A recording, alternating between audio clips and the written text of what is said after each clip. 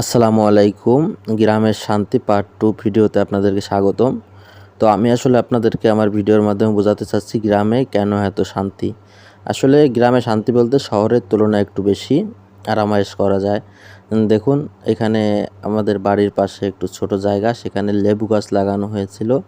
তো আমি যদি একটু জুম করে দেখাই তাহলে দেখতে পাবেন কত সুন্দরভাবে লেবু ধরে আছে। থোকায় থোকায় কীভাবে লেবু ধরেছে। আমরা যদি আরেকটু পাশে যাই তাহলে এখানে আম গাছ রয়েছে। তো দেখুন কত সুন্দর বড় বড় সাইজের আম ধরে আছে। আমের জাতের নাম আমি ঠিক বলতে পারবো না, তবে এই আমগুলো খুব বড় হয়ে থাকে। আর দেখতে পাচ্ছেন এখানে আরও একটি গাছ, এটা হচ্ছে আমরুপালি আম।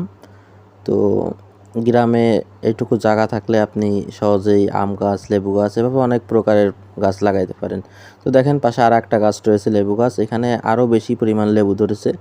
তো দেখুন গ্রামে বসবাস করার শান্তি এটাই, প্রকৃতির সাথে স্বাধীনতাও থাকে।